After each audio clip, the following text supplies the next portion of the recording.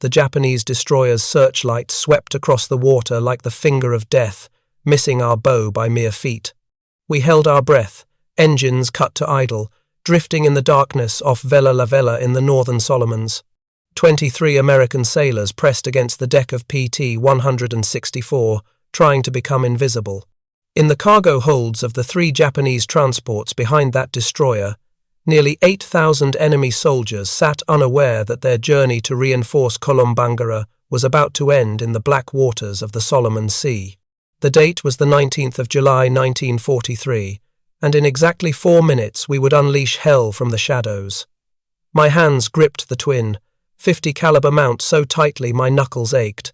Beside me, Ensign Robert Dutch Vanderberg whispered coordinates to our skipper, Lieutenant Commander Arthur McPherson. The green phosphorescent glow of our compass was the only light we dared show.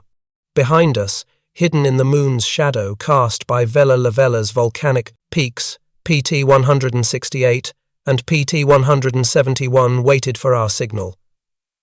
We were America's secret weapons, and the Japanese Navy was about to discover why darkness was no longer their ally. My name is Chief Petty Officer Thomas Tom Harrigon, United States Navy Reserve, and I was one of the first to prove that small wooden boats could sink steel warships.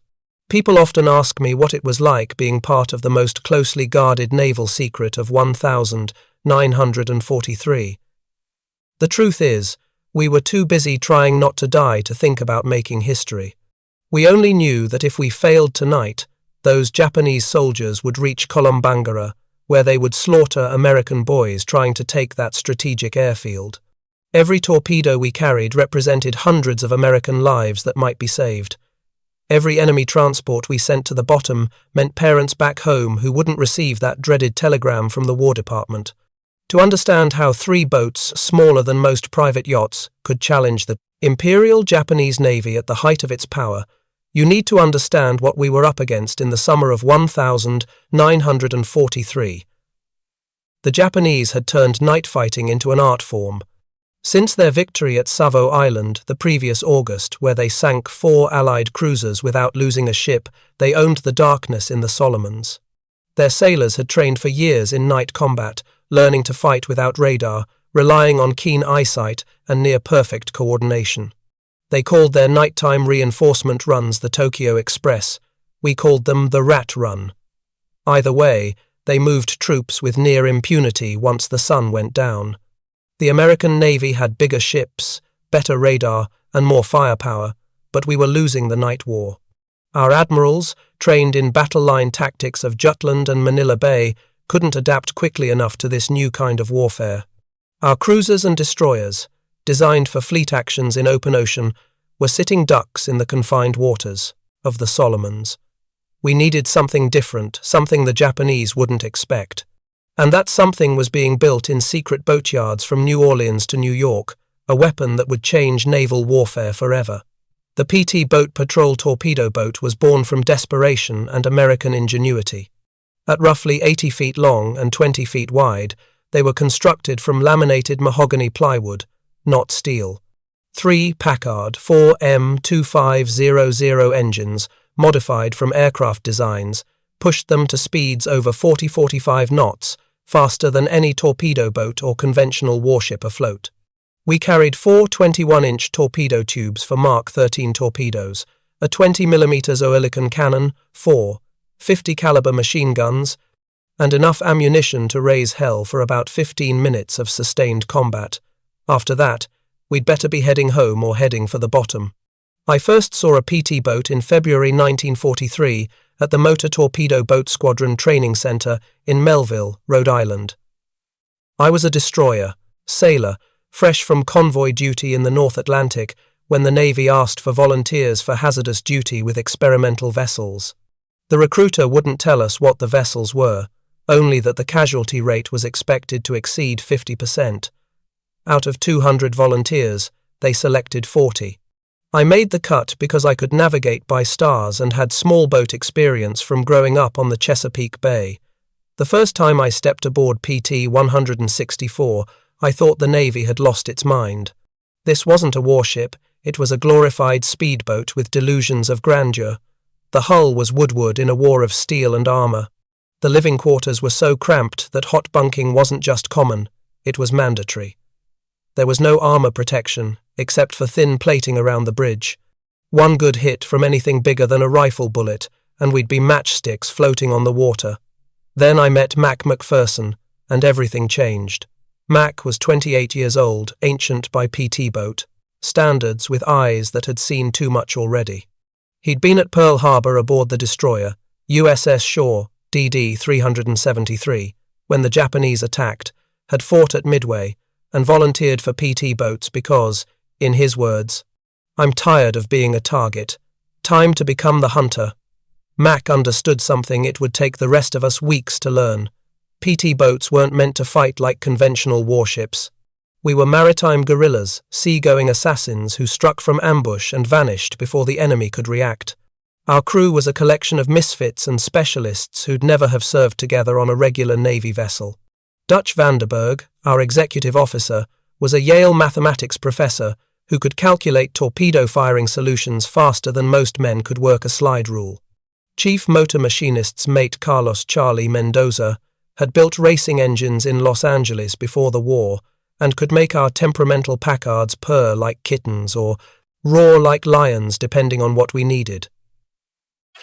Radioman Second Class William Sparks, Patterson came from the submarine service, where he'd learned to operate radios in absolute silence. Our torpedoman, gunner's mate First Class Patrick Paddy O'Brien, was an artist with those mechanical fish. Each Mark 13 weighed over 2,200 pounds and cost more than some houses back home. Paddy treated them better than most men treated their wives, cleaning, adjusting, and sweet-talking them as if they were alive. "These beauties," he'd say while polishing a bronze propeller, "are the only reason the Japs will take us seriously. One shot, one kill, or we're just expensive target practice." The rest of our 12-man crew included more gunners, an engineer, a cook who doubled as a medic, and 3 seamen who did everything else. We were black and white, city boys and farm kids, dropouts and college men, but all volunteers. All of us had signed up knowing we probably wouldn't survive the war. Training at Melville was brutal and unforgiving. The Navy had learned from early PT boat losses that enthusiasm wasn't enough. We needed to be faster, smarter, and more vicious than anything the Japanese could throw at us. We practiced high-speed attacks until we could launch torpedoes accurately while bouncing across waves at 40 knots. We learned to navigate by sound and instinct when tropical squalls reduced visibility to 0. Most importantly, we learned to think like pirates rather than sailors. Commander James "Wild Jim" Patterson, who ran the training program, had survived the Philippines campaign and escaped Corregidor on one of the last PT boats out. He had a simple training philosophy. The Japanese expect you to fight fair. Don't. They expect you to follow naval tradition. Don't. They expect you to be afraid of the dark. Make them afraid instead. He taught us that our greatest weapons weren't our torpedoes but surprise, speed, and sheer audacity. We arrived at our forward base at Rendover on the 30th of June 1943, just as the invasion of New Georgia was beginning. The base was nothing more than a fuel dump, some camouflaged Quonset huts, and a rough dock hidden under palm fronds. The first thing we noticed was the smell rotting vegetation, diesel fuel, and the sweet stench of tropical decay. The second thing was the sound of artillery fire from New Georgia, where Marines were dying to take the Munda airfield. Motor Torpedo Boat Squadron 9, our unit, consisted of 12 PT boats tasked with interdicting Japanese reinforcement attempts in the Central Solomons. Our mission sounded simple: patrol the waters between the major Japanese bases and sink anything flying the rising sun. The reality was far more complex. These waters were a maze of coral reefs, volcanic islands, and hidden Japanese strongpoints. The enemy had seaplanes for reconnaissance, coast watchers on every major island, and destroyer squadrons, specifically trained to hunt PT boats. Our first patrol on July 5 was a disaster. 3 boats, including ours, attempted to intercept a Japanese convoy near Visu Visu Point off New Georgia. We were spotted by an enemy float plane before we could get into attack position, and suddenly 4 destroyers were bearing down on us, with searchlights blazing and guns firing. We scattered like rabbits, racing through a gauntlet of shell splashes. PT 158 ran hard aground near Munda under enemy fire and had to be destroyed to prevent capture. 12 men gone in an instant, their boat reduced to burning wreckage on the reef. We spent 4 hours dodging through reefs and islands before finally escaping. No torpedoes fired, no enemy ships damaged, and we'd lost a boat and crew. That night, huddled in our base at Rendezvous, Mac gathered us together. "We learned something important today," he said quietly. "We can't fight them like destroyers fight each other. We're not built for duels. We strike from ambush, or we don't strike at all." It was a hard lesson, paid for in blood, but it would shape every mission that followed. Over the next 2 weeks, we developed new tactics through trial and error. We learned to use the island's radar shadows to mask our approach. We discovered that shutting down 2 engines and running on one reduced our noise signature dramatically. Most importantly, we figured out how to coordinate attacks between multiple boats using simple light signals that the Japanese couldn't easily intercept. The intelligence network supporting us was remarkable. Australian coast watchers, hiding in the hills of Japanese-occupied islands, would radio enemy ship movements. Native Solomon Islanders, risking execution if caught, would paddle their canoes out to meet us with information about Japanese positions. Sometimes we'd get decrypted intelligence from Pearl Harbor, giving us exact convoy schedules. But most of the time, we hunted by instinct and experience. The PT boats were still classified as secret weapons in July 1943. Official Navy communications never mentioned us by name, referring only to small craft or mosquito boats. The Japanese knew something was hitting their convoys, but their initial reports described us as submarines or mines. They couldn't believe the Americans would send wooden speedboats against steel warships. That ignorance was our greatest advantage. On the night of July 18th, Coast Watcher reporting indicated a major Japanese reinforcement convoy would run through Blackett Strait, heading for Vella on Kolombangara. This was the target we'd been waiting for. Multiple transports with minimal escort, forced to pass through narrow waters where their superior numbers wouldn't help them. Mac volunteered our boat to lead the attack, along with PT 168 skippered by Lieutenant Henry, Hank, Bramwell and PT 171 under Lieutenant Junior Grade Joseph Joey Antonelli. The briefing that evening was tense. Intelligence estimated 3 large transports escorted by 1 or 2 destroyers, carrying elements of the Japanese 13th Regiment, elite troops who'd fought in China and the Philippines. These weren't construction battalions or supply troops. These were frontline soldiers who would make our Marines' lives hell on New Georgia. Commander William Bill Specht, our squadron leader, made it clear. "Gentlemen, this convoy cannot reach Vella.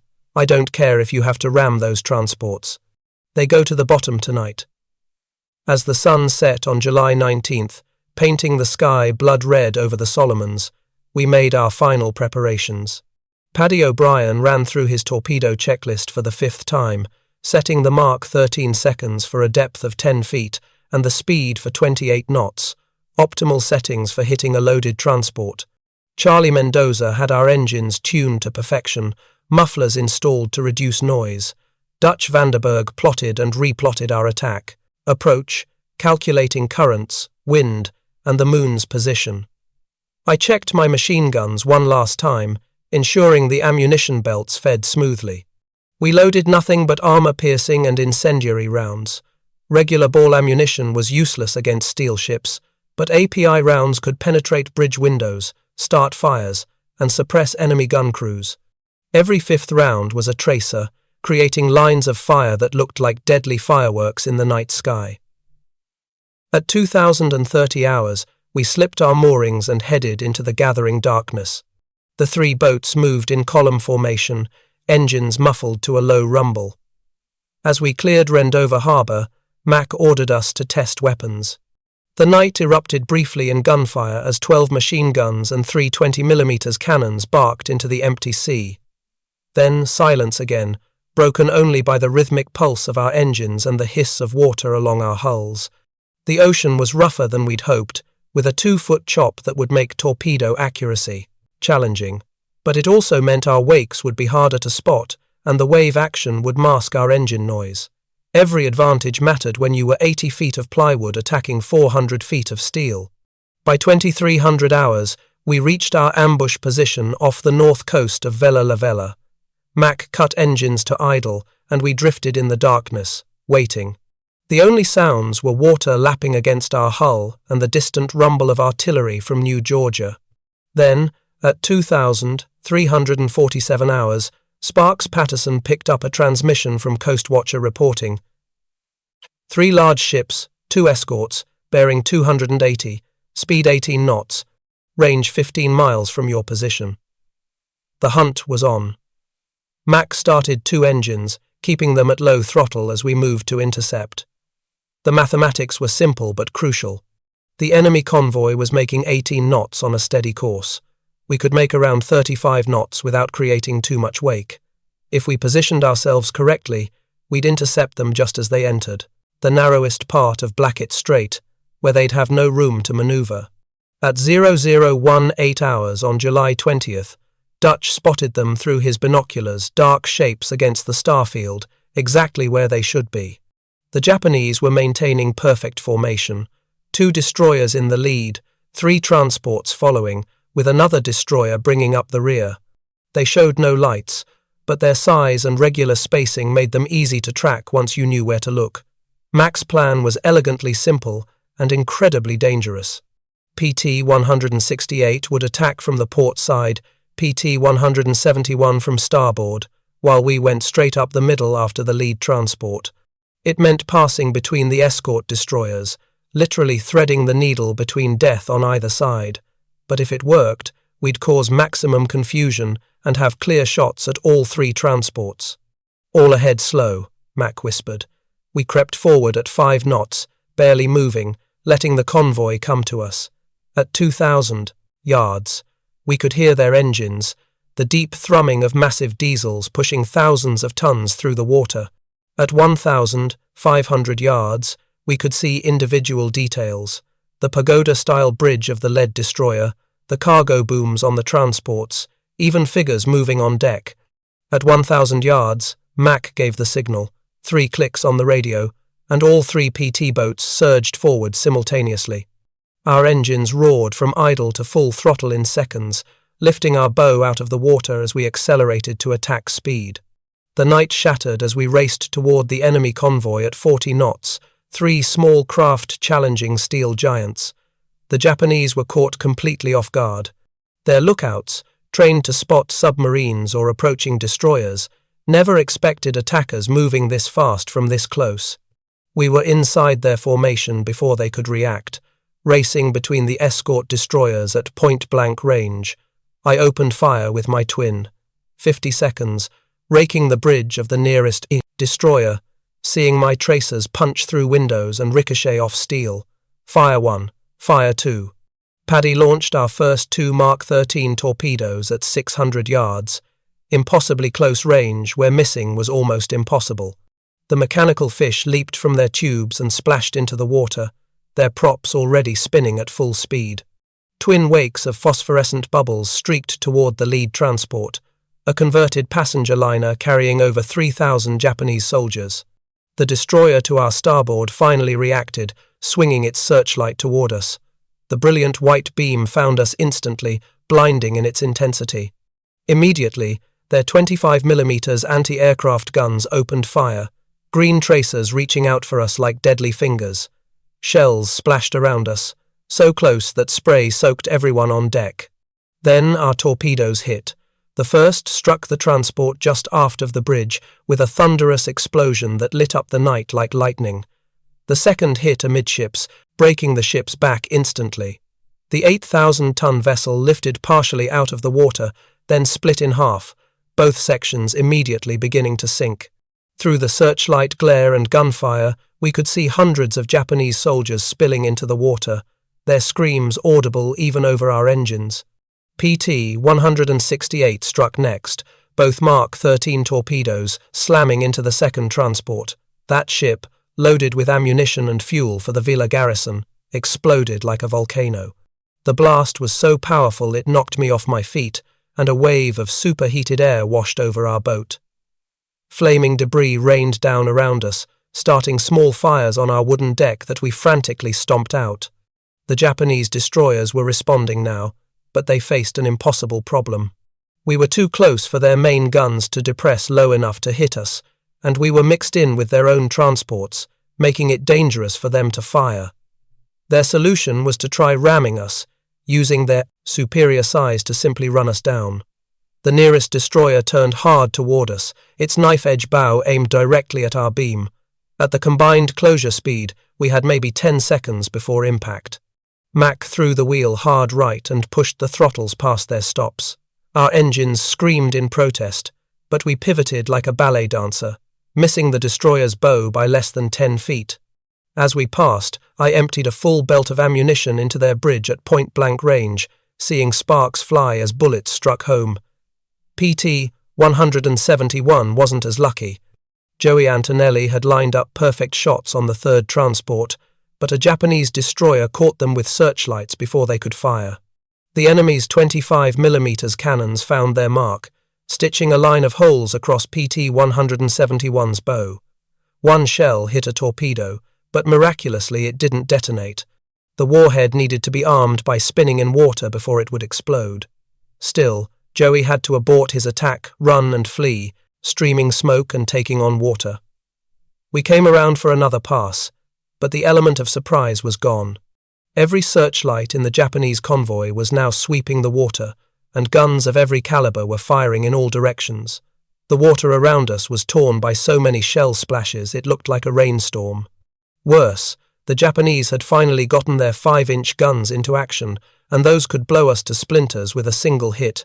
"Launch remaining fish and get us out of here," Mac shouted over the din.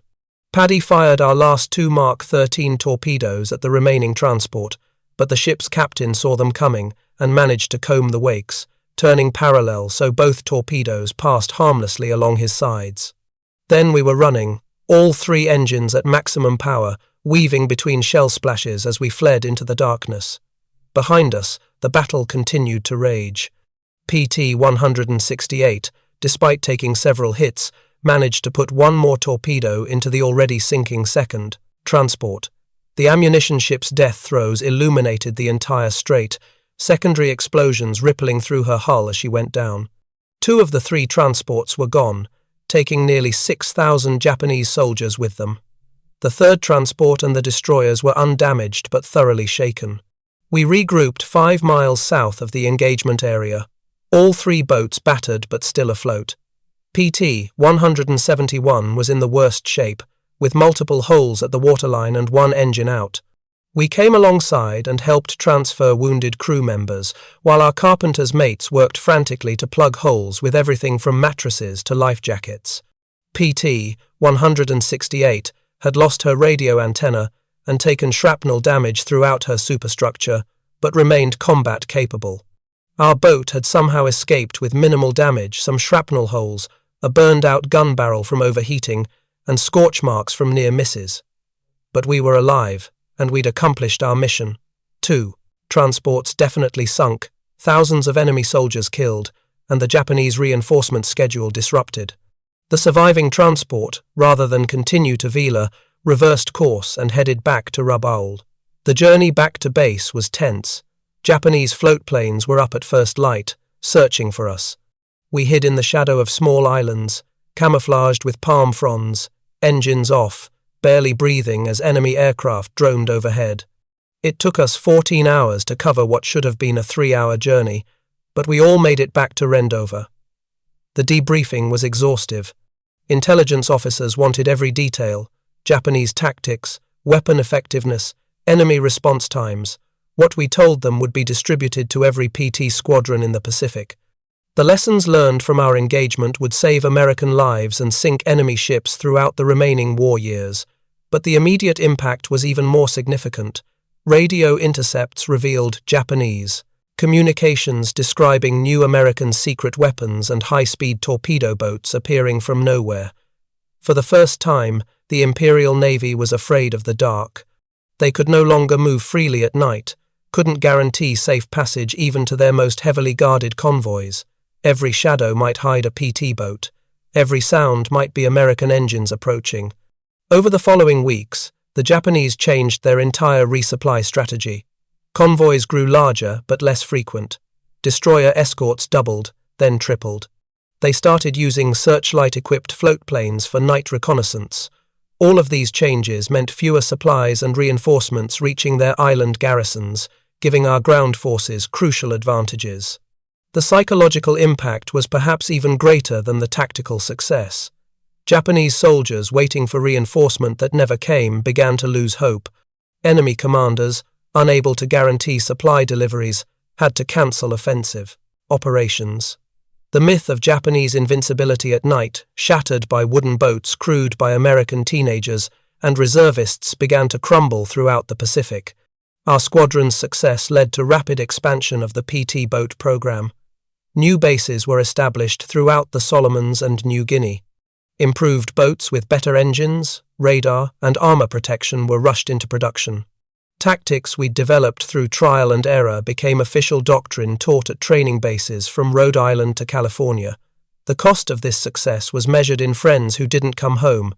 2 weeks after our successful attack, PT 166 hit a mine while returning from patrol. All hands lost. PT 162 was caught by Japanese destroyers in daylight when engine failure left her dead in the water. They shot her to pieces. Only 3 survivors were pulled from the sea. Joey Antonelli, skipper of PT 171, was killed by a sniper while his boat was refueling at a forward base. By October 1943, when I was rotated back to the States for new construction training, our squadron had lost 7 boats and 73 men, but we'd sunk or damaged over 40 Japanese vessels, from destroyers to barges, and killed thousands of enemy soldiers who never reached their destinations. The exchange rate was brutal but necessary. Every PT boat we lost was replaceable. The Japanese ships and experienced crews were not. I returned to the Pacific in March 1944 as executive officer of PT 321, operating in the Philippines. The boats were better radar, armor plate around the cockpit, more reliable torpedoes, but the essence remained the same: speed, surprise, and audacity. We were still proving that American innovation could overcome any enemy advantage. The Japanese never fully adapted to the PT boat threat. They tried everything: specialized hunter-killer groups, radar-equipped destroyers, even suicide boats designed to ram us. But they couldn't be everywhere, couldn't protect. Every convoy couldn't make the night safe again. The secret weapon they'd discovered too late had permanently changed the balance of power in the Pacific. Mac McPherson survived the war, earning a Navy Cross and 2 Silver Stars. He stayed in the Navy, eventually commanding a destroyer squadron in Korea. We kept in touch until his death in 1987. At his funeral, his son told me Mac often said the PT boats were where he learned what real courage meant, not the absence of fear, but action despite terror. Dutch Vandenberg returned to Yale after the war but never forgot his navigation lessons learned in the Solomons. He became one of America's leading oceanographers, using skills honed dodging Japanese destroyers to map ocean currents and underwater mountains. He once told me that after threading between enemy warships at 40 knots in the dark, everything else seemed easy. Charlie Mendoza went back to building racing engines in Los Angeles, applying tricks learned keeping PT boat engines running to make cars go faster. His garage became legendary among hot rodders, with a sign that read, "Speed Shop. We made PT boats fly." He'd tell customers that if he could make 4,500 horsepower push 50 tons at 45 knots, he could make anything go fast. Paddy O'Brien stayed in the Navy, becoming one of the service's leading torpedo experts. He wrote the manual on Mark 13 torpedo maintenance that was used into the 1,970 seconds, but he never forgot those torpedoes we fired that night off Vella Lavella. "Those were my fish that sank those transports," he'd say with pride. 2 shots, 2 hits, 6,000 Japanese who never made it to kill Americans. The PT boat story is often overshadowed by the bigger battles of World War II, Midway, Guadalcanal, Leyte Gulf. But for those of us who served on these tiny wooden warriors, we knew we'd been part of something revolutionary. We'd proven that technology and courage could overcome tradition and size. We'd shown that American sailors, many of whom had never seen the ocean before Pearl Harbor, could outfight the best navy in the world at its own game. The secret of our success wasn't really the boats themselves, though they were marvels of engineering. It wasn't our torpedoes, though when they worked, they were devastating. The real secret was the American spirit of innovation, the willingness to try something completely different when conventional methods failed. While our admirals initially dismissed PT boats as toys, junior officers and enlisted men proved that toys with teeth could change the course of a war. Every time I read about modern naval warfare missile boats, stealth technology, asymmetric warfare, I see the legacy of those PT boats. We proved that naval combat didn't have to be about battleships slugging it out at 20,000 yards. It could be about speed and stealth, about hitting where the enemy didn't expect and disappearing before they could respond. Every fast attack craft in today's Navy carries DNA from those plywood speedboats that terrorized the Japanese Navy. The Japanese phrase that entered their naval vocabulary in 1943 was simply mosquito boat terror, a fear that spread throughout their fleet. Post-war interviews with Japanese naval officers revealed that PT boats caused disruption far beyond our actual numbers. They had to assume we were everywhere, had to plan for attacks that might never come, had to waste resources defending against threats that might be shadows. Admiral Raizo Tanaka, who commanded many of the Tokyo Express runs, wrote after the war, "The American PT boats were our worst nightmare. Submarines we could hunt with depth charges. Aircraft we could see coming, but these devil boats appeared from nowhere, struck like cobras, and vanished into the night. They made us afraid of our own element, the darkness we had once ruled. That fear, that uncertainty we created, was worth more than any number of ships sunk." It represented the turning point when the Imperial Japanese Navy, which had dominated the Pacific since Pearl Harbor, began to doubt itself. When sailors who had trained their entire lives for night combat started fearing shadows, the psychological battle was already won. The technical evolution of PT boats during the war was remarkable. The early boats like ours were essentially peacetime designs pressed into combat service. By 1945, PT boats carried radar, rockets, and improved torpedoes, their decks bristling with more firepower than anyone had imagined possible for an 80-foot boat. But the core concept never changed. Small, fast, deadly, and crewed by volunteers willing to take insane risks for their country. One story that captures the PT boat spirit happened in October 1944 during the Battle of Leyte Gulf. A squadron of PT boats, hopelessly outgunned, attacked the Japanese battleship Yamato, the largest warship ever built.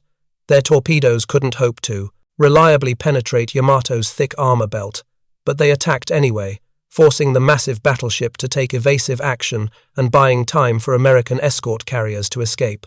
Small boats didn't sink the giant that day, but their courage saved American lives. The PT boat bases themselves became legends: Rendova, Tulagi, Mios Wendy, exotic names that meant mosquitoes, malaria, and midnight missions. These weren't Pearl Harbor or San Diego with their officers' clubs and clean sheets. These were muddy hellholes where we lived on Spam and cigarettes, where mail took months to arrive, where the only entertainment was poker and rumors. But morale remained high because we knew we were making a difference. The natives of the Solomon Islands deserve special recognition. They risked everything to help us, guiding us through reefs, rescuing downed airmen and shipwrecked sailors, providing intelligence on Japanese movements. Many were executed when caught helping Americans. Their courage and sacrifice were essential to our success. Without their help, we would have been blind and lost in those island mazes. The coast watchers, those lonely volunteers hiding on Japanese-occupied islands with radios and binoculars, were our guardian angels. They'd report 40 bombers heading your way, or destroyer squadron moving south at high speed. Many times, their warnings saved our bases from surprise attack or helped us position for a perfect ambush. We never met most of them, but we owed them our lives. One technological advancement that revolutionized PT boat operations was radar. The first sets were so primitive they could barely distinguish between an island and a ship, but by late 1944, we could track targets in complete darkness and fog. The Japanese, who had relied on superior night vision and training, suddenly found themselves at a disadvantage. We could see them before they could see us, the ultimate advantage in night combat. The evolution of our tactics was constant. We learned to use aluminum foil strips to confuse Japanese radar, tossing chaff overboard, to create phantom echoes on their screens. We developed wolf pack tactics, coordinating attacks by multiple boats from different directions. We figured out how to use shore batteries as diversions, getting the enemy to reveal their positions by firing at fake targets while we maneuvered for the real attack. The most dangerous missions were the ones nobody heard about, inserting coast watchers behind enemy lines, evacuating trapped Marines from surrounded beaches, running ammunition to isolated outposts under enemy fire. These weren't glamorous torpedo attacks, but grinding, deadly work that saved countless lives. We became the Navy's Swiss Army knife, used for any job too dangerous or too crazy for conventional vessels. Personal relationships on PT boats were unlike anything else in the military. On a destroyer with 300 men, you might not know everyone's name. On a PT boat with 12 men, you knew everything: who snored, who had nightmares, who got seasick, who could be counted on when things went to hell. That intimacy created bonds that lasted lifetimes. My PT boat reunions, decades after the war, felt like family gatherings because that's what we were, a family forged in combat. The food on PT boats deserves its own mention, or maybe its own complaint. We lived on K rations, spam, powdered eggs, and whatever we could trade from larger ships. Fresh water was precious, rationed for drinking only.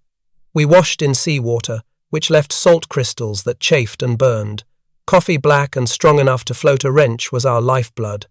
Some crews got creative, fishing with hand grenades or trading torpedo alcohol to base personnel for real food. Maintenance was constant and critical. Salt water corroded everything. Tropical heat rotted wood and fabric. High-speed operations stressed every component to its limits. We spent more time maintaining our boats than fighting in them. Every man became a mechanic, carpenter, and electrician by necessity. A PT boat with engine failure in enemy waters was a death trap, so we treated maintenance like a religion. The weather in the Solomons was our constant enemy. Tropical squalls could appear from nowhere, turning calm seas into mountains of water. Lightning strikes could fry our radios and electrical systems. The heat and humidity were so oppressive that men would pass out at their posts. But bad weather was also our friend, hiding us from enemy aircraft and making our small boats harder to spot among the wind-driven waves. Navigation in those waters required skills they never taught at Annapolis. Charts were often wrong, based on surveys from the 1800s. Coral reefs could seem to appear overnight after storms shifted sand and currents. We learned to read watercolor and wave patterns, to smell land before seeing it, to navigate by instinct. When instruments failed, every successful patrol added to our mental maps of those deadly waters. The Japanese response to PT boats evolved throughout the war. They developed special shallow draft destroyers and fast escorts specifically to hunt us. They created coordinated search patterns using floatplanes and destroyers together. They even tried using captured small craft as decoys. For every countermeasure they developed, we came up with a countermeasure. It became a deadly game of chess played at 40 knots in the dark. One aspect rarely discussed was the psychological toll. Living constantly on edge, knowing that any patrol could be your last, watching friends die in horrific ways marked us all. Some men cracked, requesting transfers even though it meant being labelled cowards. Others became addicted to the adrenaline, volunteering for increasingly dangerous missions. Most of us just endured, finding ways to cope with a fear that never really went away. The humour that developed was dark but necessary. We named our boats things like Sudden Death, Hell's Angels, and Grim Reaper. We painted cartoon characters on our torpedoes. Donald Duck riding a torpedo was a favourite. We made up songs about sinking Japanese ships. The more gruesome, the better. It was psychological armour, a way to make the unbearable bearable. The impact of PT boats extended beyond the Pacific. When the Normandy invasion was planned, PT boats were included to help protect the fleet from German E-boats. The lessons learned in the Solomons were applied in the Mediterranean, the English Channel, and even the rivers of Europe. American PT boat doctrine influenced naval thinking worldwide, inspiring similar programs in dozens of navies. Looking back now, decades later, I'm amazed we survived. We were mostly kids, playing with deadly toys in a war that killed millions. We made mistakes that should have killed us, took risks that make me shudder in retrospect. But we also accomplished something remarkable. We took an untested concept and turned it into a war-winning weapon. We proved that American innovation and courage could overcome any obstacle. The legacy of PT boats lives on in today's Navy. Every fast attack craft, every special operations boat, every vessel designed to strike quickly and disappear carries the DNA of those original mosquito boats. The sailors who crew them probably don't know about nights off Vella Lavella or the terror we brought to Japanese convoys, but they're our spiritual descendants, carrying on the tradition of speed, surprise, and audacity. When people ask me if I'm proud of my service, I tell them about that night of the 20th of July, 1943. 3 small wooden boats attacked a major enemy convoy and sent thousands of Japanese soldiers to the bottom. We emerged from darkness, just as our title suggests, and disappeared before the enemy could respond. We were America's secret weapon, and we changed the course of the Pacific War. The Japanese were stunned not just by our boats, but by what they represented: American willingness to innovate, to take risks, to challenge conventional wisdom.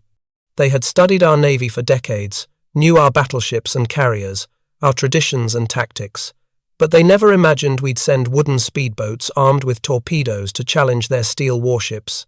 That failure of imagination cost them dearly. In the end, the story of PT boats is a uniquely American story. We took a British concept, powered it with Packard engines designed for aircraft, armed it with torpedoes originally designed for destroyers, and crewed it with civilians who'd never seen the ocean before Pearl Harbor. It shouldn't have worked, but it did, because we made it work through sheer determination and ingenuity. The last operational PT boat was retired in the late 1952, replaced by newer, faster, more capable vessels. But for those of us who served on them in World War II, they'll always be the boats that won the war in the Pacific. We proved that size doesn't determine victory, that courage matters more than armor, and that American sailors in wooden boats could defeat anyone, anywhere, anytime. As I finish this account, sitting in my study, surrounded by faded photographs and yellowed newspaper clippings, I can still hear those Packard engines roaring in the night. I can still feel the spray of Solomon seawater on my face, still smell the cordite and diesel fumes. Most of all, I can still feel the pride of being part of something revolutionary, something that changed naval warfare forever. We were boys who became men in those wooden boats, fighting a war we didn't start but were determined to finish. We attacked from darkness because that's where we were strongest, where our speed and surprise gave us the advantage. The Japanese learned to fear the darkness they once owned, learned that American ingenuity could turn any disadvantage into an advantage. That's the legacy of PT boats, not just the ships we sank or the battles we won, but the proof that free people, fighting for their freedom, can overcome any tyranny. We were small, fast, and deadly. We were secret weapons that stayed secret just long enough to turn the tide. We were the mosquito fleet that helped bring down an empire, one torpedo at a time. The Japanese were stunned by America's secret PT boats because they represented everything their Navy hadn't expected from Americans: innovative thinking, aggressive tactics, and the willingness to risk everything on an unproven concept. By the time they understood the threat we posed, it was too late. The shadows they had once ruled now belonged to us, and from those shadows we struck without mercy until the rising sun finally set on Japan's Pacific Empire.